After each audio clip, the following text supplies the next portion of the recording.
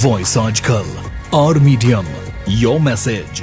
Good day everyone, my name is Navneet Anand from Voice Ajkal. Our medium, your message. Today guest is Dr. Bernard Malik. President and founder of Leaders Institute and founder of American College. A global educationist and philanthropist, Reverend Professor Malik has 3 decades of experience in the field of international education and educational empowerment across Australia, Africa, India and Papua New Guinea. Professor Malik has spent close to a decade serving as an NGO representative to the United Nations and has spent the better part of his life raising voices on behalf of the marginalized. Dr. Saab, welcome to the show. Thank you. It's always a pleasure to interact with you in private, and it's a privilege to sit with you on this. What first motivated you to enter the field of education? Sir, education for me was never about diplomas and degrees. It was about transformation, how to transform lives. I am an exceptional example of how education has empowered me. I have seen how education can transform families, cities and nations. We have seen our Western countries where education is very well prized and how these countries have changed. So for me it was in a small way how to bring change in terms of education. I come from a very poor family where I was perhaps the only one who studied that well. And with that, I could uplift my entire family. We are 9 brothers and sisters. Wow. Yes, and one educated person could help everybody else. Tell me a bit more about your background, Dr. Saab. I'm interested. Anandji, I come from a district called Gurdaspur in Punjab. And I come from a very unique village called Treza Nagar. Treza Nagar was the only Christian village in Punjab. Now they have few more little here and there. And so I am product of Christian education from a Christian village, going to church every day. From a very devout mom, we imbibed the great values we have. And come from a very marginal family where we had one room for 9 of us. So if you came home on time, you slept on the bed. If you came a little late, you slept on sofa, and if you came still late, you got into your brother or sister's bed. I think that time the current sensitivities were not there. Your brothers were your buddies, your sisters were your friends, so no one bothered what you did in terms of the bond in the family. My mom was a very devout lady. She used to pray 3 rosaries a day. Okay. She used to pray rosary in the morning after breakfast when she had cooked food for everyone. She would pray rosary at lunch and then pray rosary in the evening. She had studied only up to, I would say, 3rd or 4th grade, and she used all that to read her Bible. So we used to see a big, thick Urdu Bible that she would read. Okay. And that's all she could do. Bible in Urdu? Urdu. Okay, that is something new to me. Yes. She used to read that Bible. And then we did not have many resources for money. My brother used to work and another brother used to work, so we didn't have a lot of money. And she managed with little money. I would say that time my brother used to get maybe $900 900 rupees a month, and other brother also something similar. And with that, without having a degree or a diploma, my mom managed that household like a great CEO. So we never slept hungry. But interesting part was we had to wait for Christmas to come, so we'll buy a shirt, Easter to come to buy a pair of shoes. And I'm not sure if you had this privilege, I call it a privilege. When your shoe used to be a bit old, the heel used to be Absolutely, absolutely. Yes, and yes, then yes. you had to take it cobbler and put additional heel on that side. And currently I may have probably 40 pairs of shoes, right? At that time we used to have 1. And gosh, that was very valued possession, and we enjoyed it. We'd polish it, take it every day. So my childhood was very, very interesting and very blessed. You know, talking about the shoes, I still remember when we used to outgrow and the new pair Yes. was still awaited for another 6 months to That's 8 right. months. We used to have the fingers of the feet Coming up. turning towards inwards. Yes. We loved it. We loved it. I- What a patience in Absolutely. the generations that we had. And I think there was a greater contentment at that time. Nowadays, we have so many things and we still hushu. I mean, you want to get more. And there's so many examples you will find from our own families where we get more than what we need and we still need more. Talking about your mom, what I have heard is when she's overseas, she is mother of Bernard, of Vincent and Peter. Yes. But when she is back home in the village, then Bernard is son of so and so. Yeah. It's an interesting story. My mother passed away 8 years ago. Hmm. And when she passed away, we did her funeral in Chandigarh. Right. Chandigarh is where my brother used to live. And he still lives there. And we were talking about her prayer service after the funeral. Then I thought, everybody was coming there and saying, my brother's name is Lawrence. So Okay. everybody came and said, oh, Lawrence's mother passed away. And then others said, Bernard's mother passed away. And my mother had no identity. So sitting there, the idea came to me. I said, I should go where my mother's identity is there. So we decided to have prayer service next week in our village. Because when my mother when I was in US, my mother used to come there and they said, Bernard's mother came. And when she went to the other brother's house, they said Patrick's mother came. And when she used to be in Chandigarh, they used to say, Lawrence's mother came. And when she visited my sisters in different places, and they would say, oh, Bernarda's mother came. So my mother had no identity. When we went to our village, we were known as Appa's kids. Appa is an Urdu word for elder sister. So in the village, my mother was known as Appa. And they would say, oh, Appa's son came, Appa's daughter came. So I thought, okay, I need to go where my mother has identity. So we continue to have this prayer service every year. And my mother passed away when she was 84. Of course, for us it was grieving, but for us also this was a celebration of life well lived. Having come from an unknown village, from a very, very modest beginning, one room house, when my mother passed away, we flew, I think, from half a dozen countries. Oh. From Belgium, from Canada, from England, from America, from Australia. We went from everywhere. That was the power of prayer she had. How fortunate Yes. your mother, I would still call it, is. Yes. She's somewhere, Amen. watching you all. And she is. Watching you all doing wonderfully well in your careers and Yes. lives. So do you still, the whole family, go back to the village on occasionals? Yes, we definitely try to be there on my mother's death anniversary. That's in June. And because we had a big family, we have like 30, 40 people get together. And what we do celebrate in a special way. So we'll sit together, all of us, and everybody has to share what Mama was for them. Okay. So the grandkids would share, Dadi was like this, and there was anyone who didn't call her Mama, whether to us or our kids or my brothers who have grandkids, everybody called her Mama. So it was not the Dadi, Nani or anything. And everybody had a story to share. So I used to wonder how she could love everyone and everyone cherished her. I remember when she was in ICU and doctor said you need to pray. So I get out of the ICU, come out. There were probably 40 different people and grandkids and kids crying and praying on their knees in the hospital. So that was the love she evoked in us just by being who she was. What has been the most touching story shared by any of the family members?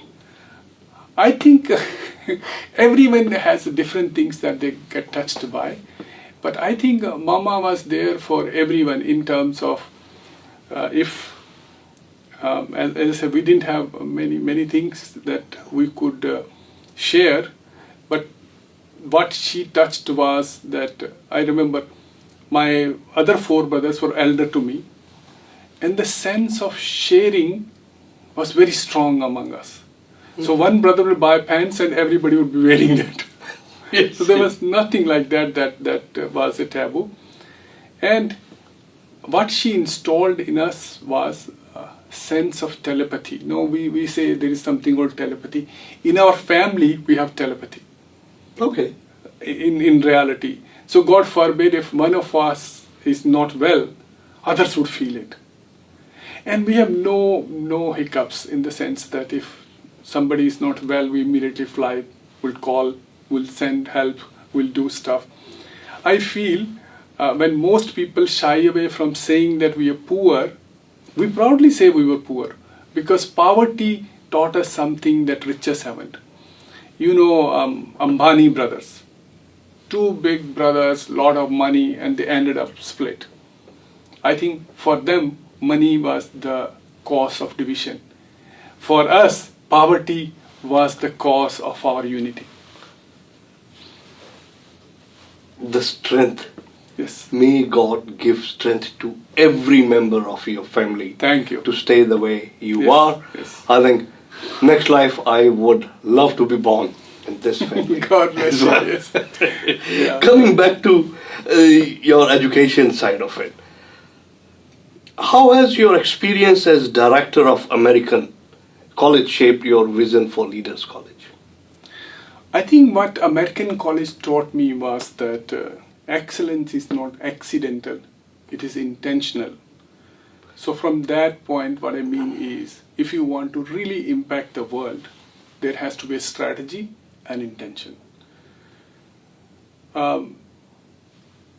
Education is not done for the sake of education, it has a purpose. And our purpose is being a nice human beings. That is what we have lacked now. So the way I wanted to drive education was create good human beings. So when I'll give a simple example. When we sent our son to school, the message was, it's okay, you get education, but at the end of the day, I want you to become nice human being. Well, most people will say, I want you to become a lawyer, I want you to become a doctor, I want you to become an engineer or big businessman. My message to my kid was that you become a nice human being. And I say to everyone that while I want them to do well, same thing I wanted to implement in Leaders and American College. I want, when I do the orientation at Leaders Institute, which is very, very different from others, I ask them, have you called your mother? They'll say, no. How often do you call your mothers? My questions are different because I'm looking at different outcome. And I tell them, why don't you go online and look at a boutique, pick up a nice suit, ship it to your mother, they would do it, and call mother and say, and I take this liberty of saying that because a lot of our students are from Indian background, and I say, okay, why don't you call your mother and say, Mama, I was at a shop, I found this beautiful suit, and I thought Madhuri Dixit was wearing that, but my God, if you are wearing Madhuri Dixit would be out of job. So my aim of education is creating a better world, not necessarily a very successful world, but a better world where values are respected and cherished. I think recently leaders have been accredited for 7 years. Yes. For the master's program. Yes. That's Master of Agribusiness. It is an MBA. We do have Master of Agribusiness. Leaders is actually a very unique institution in the country. There are only 2 private higher education institutions in the country. And Leaders is one of them that deliver in agriculture and agribusiness. What we deliver, no one else does in the country. So when I say that we deliver Masters of Agriculture Information Management, there is no other university that does that. We deliver MBA Agribusiness, no other university does that. And when it comes to our delivery too, I think our model is very unique. We do have work integrated learning. So our students go there, they talk to the farmers, they talk to the people in the industry, and we ask, is there a problem you have? And we diagnose that and we find them solutions. So Leaders is a very, very unique institution when it comes to our delivery. Yes, 7 years accreditation is a vote of confidence that the department has done for us. It also is a vote of confidence to the industry that we have very high profile academics, we have high profile delivery standards that are perhaps unmatched in the industry. We also, Anandji, we also ranked #1 for last 3 years for student satisfaction surveys that are conducted by the government, not by private companies. Okay. And when it comes to student satisfaction, we are at the top for last 3 years. We have beaten all the universities, all the private providers in terms of our achievement. Well, you've been recognized as humanitarian and philanthropist. With this contribution, how do these values influence your work in the education and leadership? I think the humanitarian values are our moral compass. And when we focus everything on morality, it is a bit different. As I explained before, education has to make you a good human being, and how we can impact lives after the education, that is critical.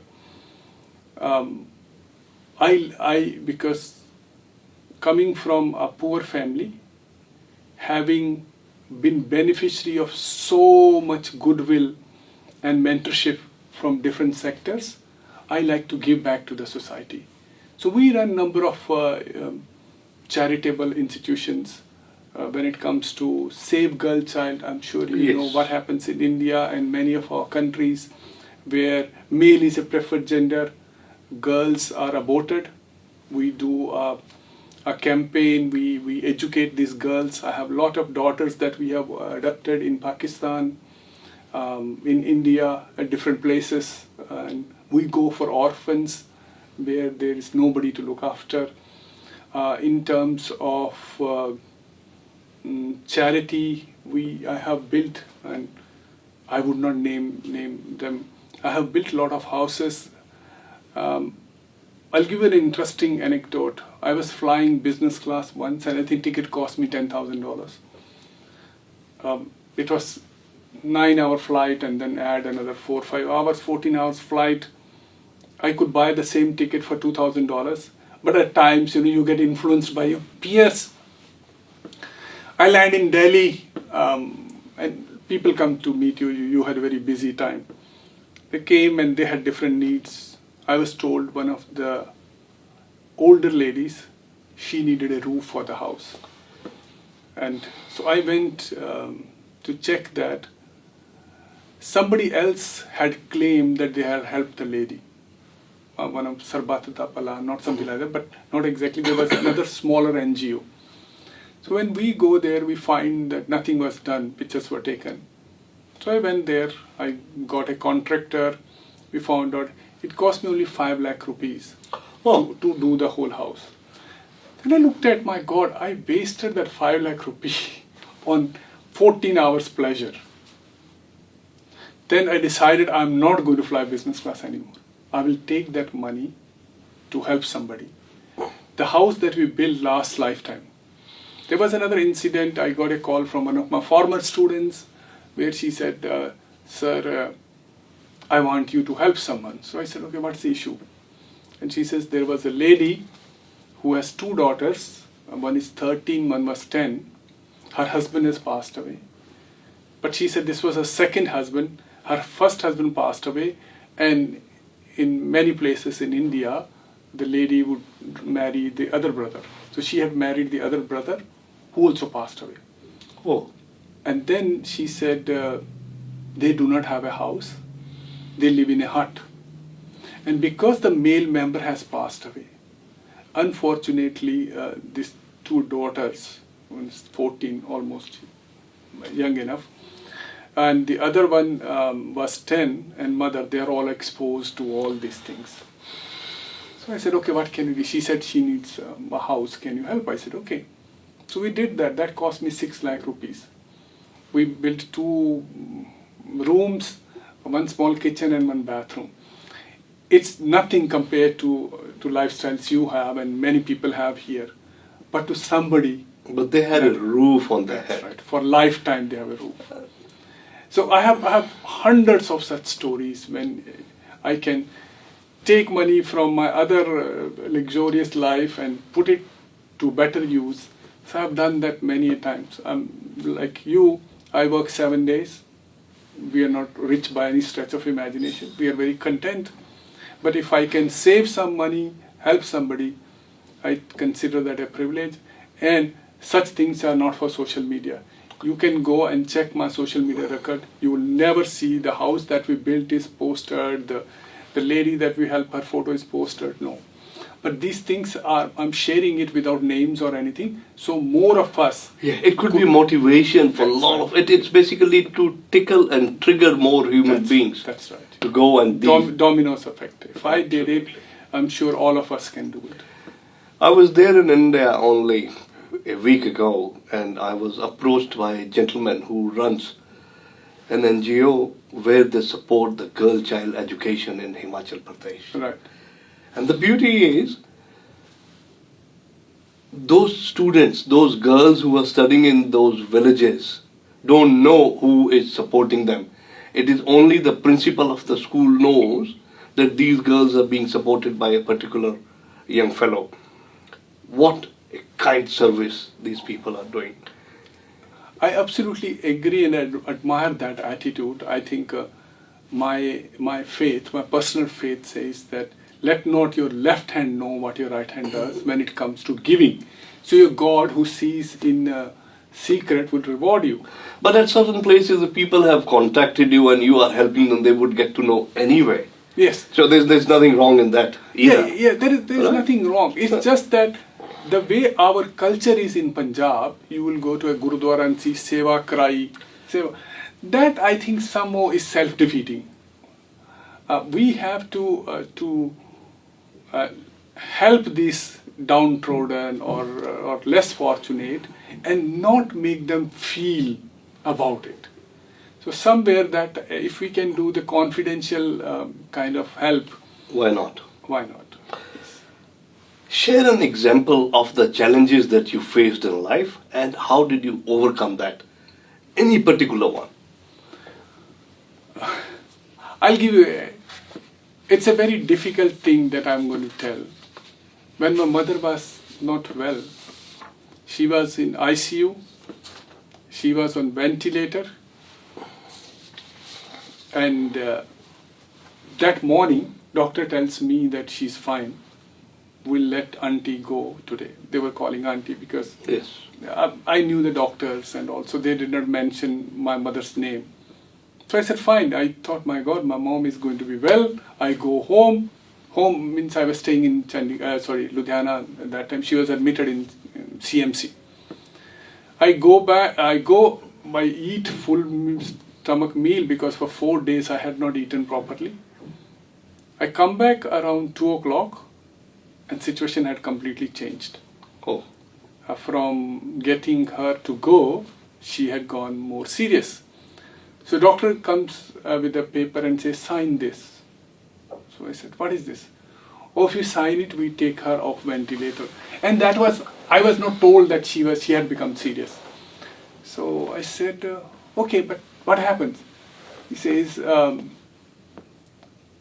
if you sign it, we take her off ventilator. So I said, she can go home. She said, no. Then we let her Pass away pass peacefully. away. That was a moral crisis because your mother would kill herself to make sure you have life. And here, when you're grown up, you have to make a decision where your mother goes away. So I said, no, I'm not going to do this. It was a big moral crisis for me. I said, no, we don't need to do it.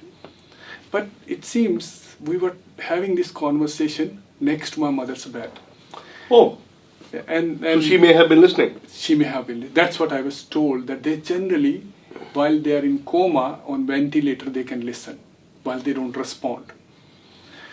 And so I told doctor, I said, it's okay. He said, it's a lot of money that you spend. And I said, we never asked you for a discount and we don't want discount. We'll carry on. And he said, look, it's not going to help. I said, it's okay. We keep her. And you go back, they send another counselor to counsel you, to tell you this, I think you should sign off and all.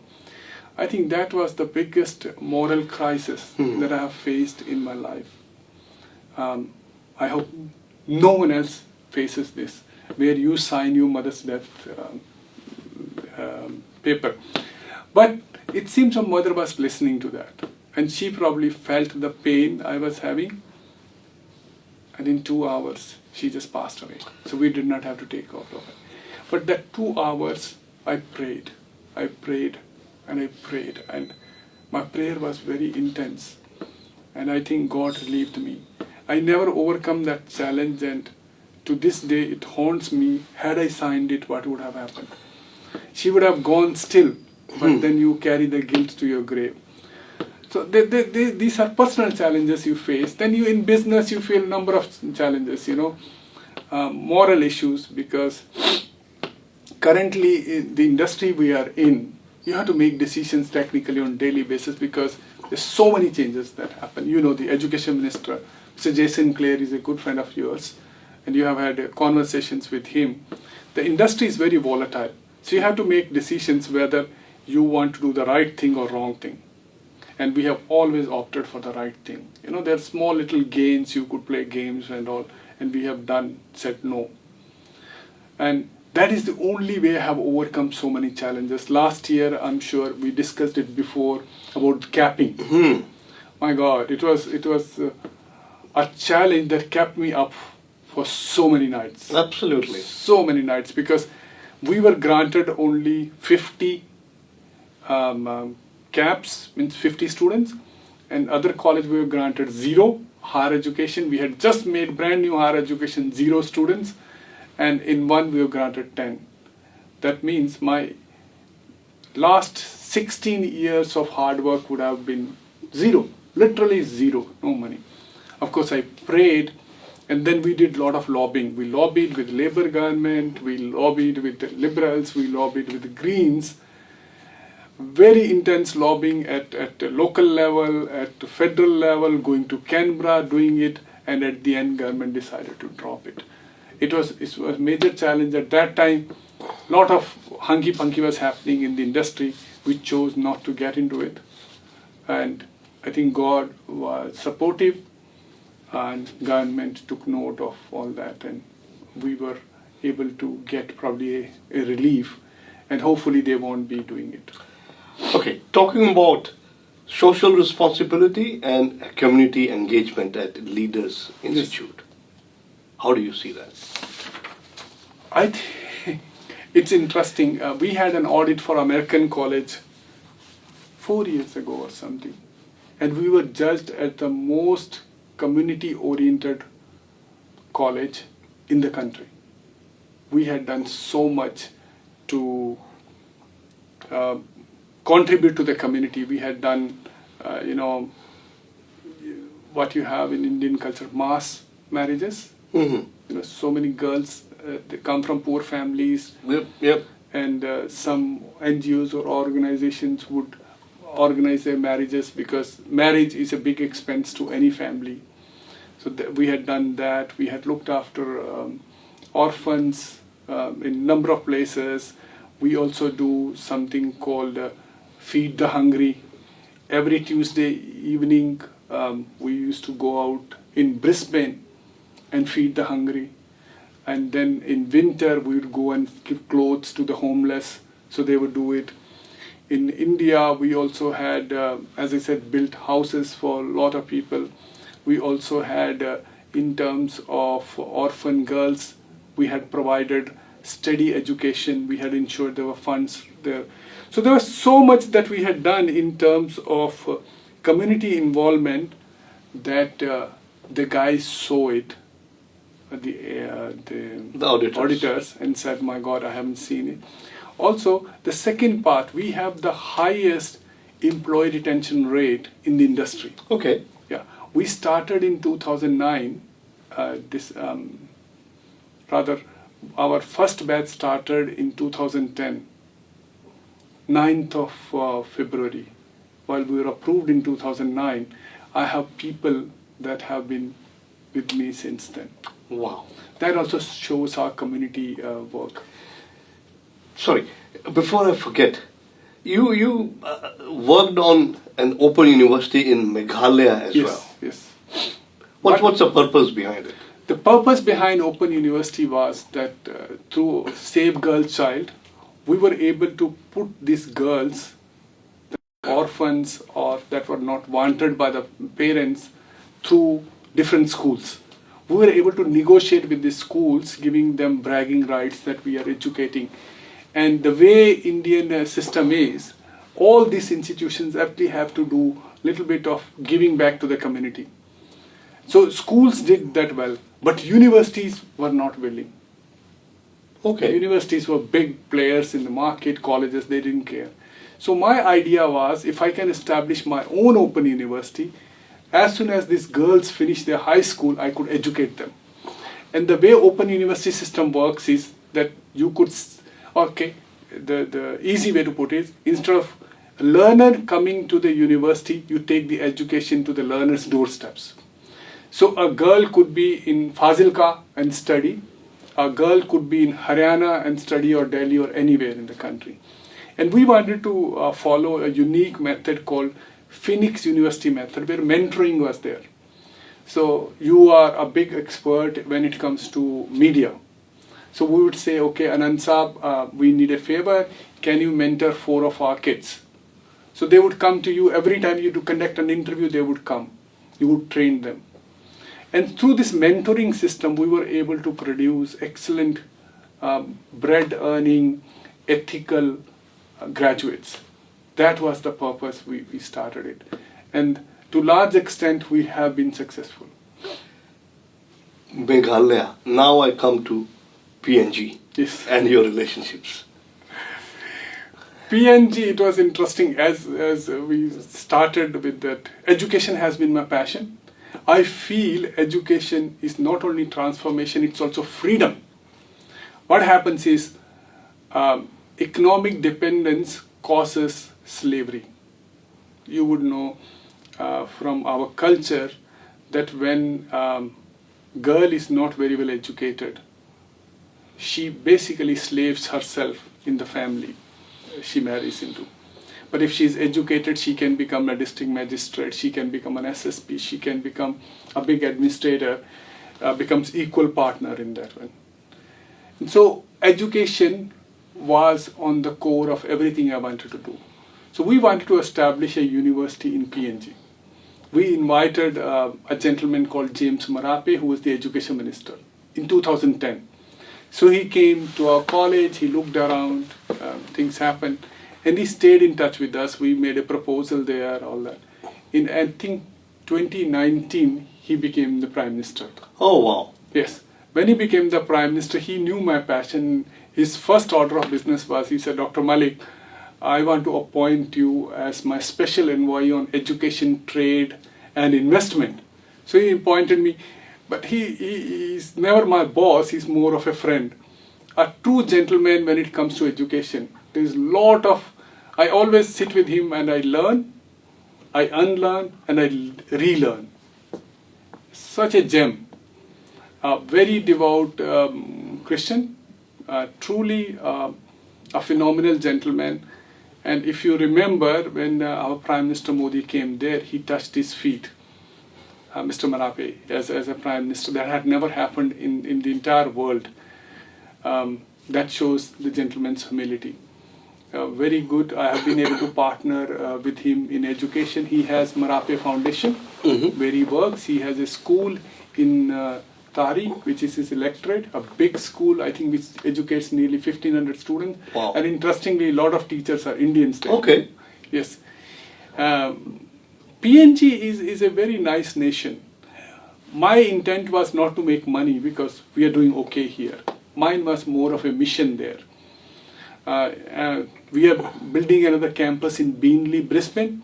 I have 5 people employed there now who are doing the work, and they are all PNG students. Wow. Dr. Malik, what would be your final message to the young generation? Final message to the young generations is we have a major responsibility on our soldier of creating a better world. Don't be bogged down by what you see on social media, the negativity. If you're here on education visa, or you're here trying to live your life in Australia, you have a purpose. God has given you a purpose that you come for, and never deviate from that, because you are here in Australia not by chance but by God's design. Lot of prayers have gone in for you to come here. You know how the life starts. When you finish your high school, your parents are looking where you have to go, and then countries get selected, and when finally they decide to come to Australia, you apply for visa. When visa is applied, your mother starts praying. When it takes some extra days, your father also starts praying. When it takes longer, your sister, your grandparents, everybody starts praying. And then when visa is granted, there is a big celebration in the family. And then phone calls are made to different people in Australia. Oh, my son or my daughter is coming here. Can you look after them? And when you make it here, they're worried whether you found the right place to live. They're worried if you found a job. They're worried if you make it to the college on time. So you can see when you sit on a chair here in a college, it is answer to so many prayers. And do not disappoint your parents, do not disappoint your families that have invested in you, that want you to do well. Therefore, always stay focused. Do not worry about little disappointments that happen. God has a larger plan for you, a bigger vision for you, and you will always do well. So do not worry. Do not worry. Yes. On this note, I just want to say thank you so much to Dr. Bernard Malik from Brisbane, Leaders Institute, American College, and so many other responsibilities that you carry on your head. Bye for now. Thank you.